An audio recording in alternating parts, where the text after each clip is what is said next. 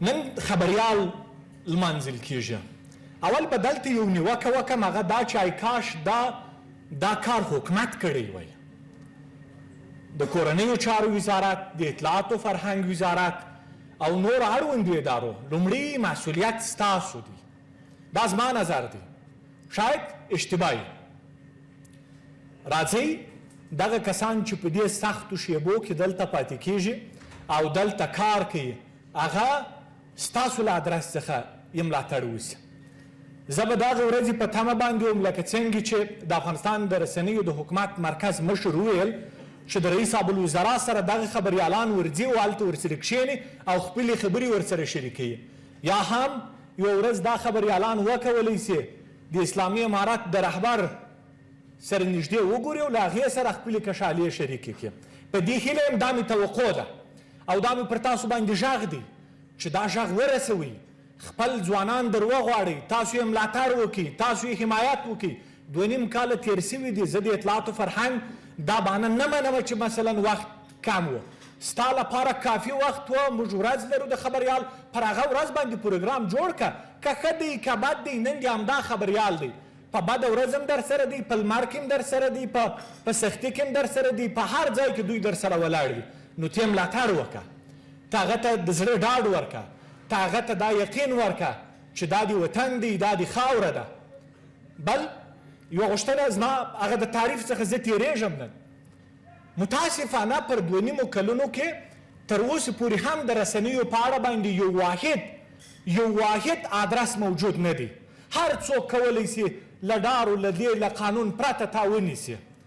یا تر کومه وروره تر کومه 2.5 کاله تېر سوي دي، 2.5 کاله پوره یو اوږده موده ده. یو واحد آدرس باید رامنځته سي چې دغه آدرس کولی سي خبریال ونیسي، یا دغه منبع کولی سي چې خبریال ونیسي، یا دغه آدرس کولی شي چې له خبریال څخه پوښتنې ګروېژنې وکړي.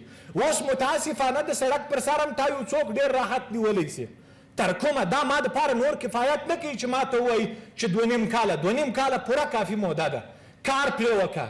که نیسې کوئ مشوره وغواړه، دا خلک در وغواړه. دلته متخصصین د رسنیو ناست دي، دلته چا چې زده کړې کړي دي. مجددي صاحب یو عمر دلته په خبریالیو په رسنیو کې تجربه لري. سادات صاحب 14 کاله کېږي چې یوازې په طلوع کې کار کوي د نړۍ او د افغانستان تر ټولو مطرحه. انورزی صاحب همداسې، بهیر صاحب همداسې. در ویې غواړه، مشوره واخله، پوښتنه ترې وکړه. اما دا نور کفایت نه کوي چې زه د سړک پر سر په دې ویاریږم چې ما به امر بالمعروف نیسي، وزارت داخله مې نیسي، که وزارت اطلاعات و فرهنګ مې نیسي، که مې استخبارات نیسي. ګڼې مثبتې خبرې سته، دا منم چې خبرې سته، کار شوی، ښه والی شوی، ډېر شوی دی. اما دا کفایت نه کوي. مفتی صاحب صادقانه دا کفایت نه کوي. واحد آدرس باید معلوم وي چې خبریال چاته ځواب دی. د کوم په قانون پر اساس باندې یو څوک نیسي او د کوم قانون پر اساس باندې یو څوک د هغه څخه پوښتنې ګروېژنې کوي. دا مې غوښتنه ده، تر مشرانو یې ورسوئ. رئیس صاحب څخه مې دا غوښتنه ده، همدا خبریالان تاسو در وغواړئ، ارګ ته یې در وغواړئ، د زړه ډاډ ورکړئ، باور وکړئ. دا اوس چې دلته ډېر خبریالان ناست دي، د وطن نه د تګ زمینه ورته مساعده ده. مطمئن سادات صاحب خو به تاسو ته معلوم وي چې زمینه مساعده ده. ما نه ځي، عزت په دې وطن دی، آبرو پر دې وطن باندې ده. خو تاسو هم لږ وښورېږئ، لږ د زړه قوت ورکړئ.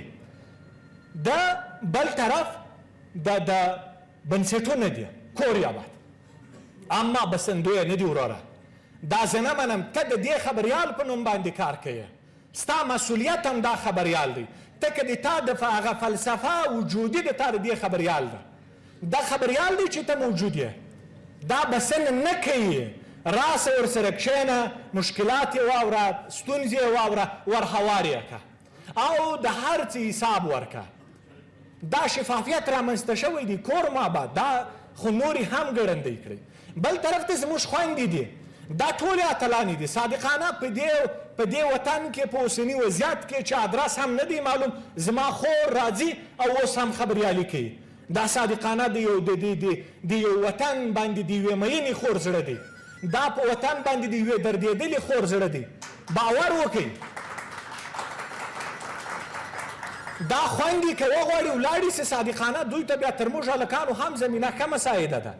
نو تاسو د دې د زړه اواز واورئ، مشکلاتو ته رسېدنه وکړئ، ستونزې واورئ. وخت کم دی، یا هم ما ته زنګ را روان دی، حتما به پروډیسر د خپرونې و خپرونې ته راځي که یا بله مسله په آخر کې وروستۍ خبره دا کوم، نورې بس کوم، هغه دا چې اوس د یووالي وخت دی، اوس د ورورۍ وخت دی، اوس داسې یو فضا مساعده سوې ده چې که څوک وایي نیوکه نه سو کولی، خو ما خو سپینې وکړلې او له دې هم ولاکه یره لرم چې بیا مې څوک ونیسي چې څه مې په تقدیر کې هغه رارسېږي. خو دا مې در سره تعهد دی د مسلک پر اساس باندې چې د ملت غږ به در رسوم، که ښه در باندې لګي که بد در باندې لګي هغه در رسوم، خو د مغرض په توګه نه. نیوکه در باندې کوم د آبادۍ دپاره، ځکه دا وطن باندې چې مفتي صاحب، عالم صاحب، ملا صاحب حق لري، زه هم لرم. دا وطن چې څومره د عالم او ملا او مفتي صاحب او طالب دی زما هم دی. دا وطن د هیچا یوازې نه دی، او ولاکې څوک په یوازې ځان جوړ هم کړي. تر څو پورې چې لاسونه سره ور نه کړو، یو متحد نه سو، یووالی رامنځته نه کړو، دا وطن نه جوړېږي. دا وطن په یو بل منلو او په یو بل زغملو باندې جوړېږي. بیا هم په آخر کې د ټولو څخه نړۍ مننه، بریالیو کسانو ته لا بریا غواړم.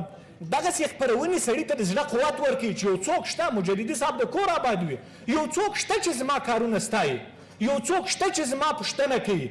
حکومت ته یې وکړه، ته مشر یې، ته مشر ورور یې، په کور کې د پلارو د مشر ورور څخه ګیله کېږي، کوچنیان خو چې یي هغه خو یو نوه سربازي کوي، خو ته یې وکړه حکومت ته، مشر ته یې، باید ته دا ابتکار پر لاس کې واخلي. تر کومه به راځم زه به د مدني ټولنو یا هم د حکومت د رسنیو یا هم د بنسټونو په غونډو کې به زه د حکومت ادرس څخه ورته وایم چې زه دا درته کوم، دا ابتکار ته وکړه، ته ښایسته ښکارې، ته مشر یې، ته د عزت خاوند یې، ته په واک یې، مسؤلیت، قدرت، هر څه ستا سره دي.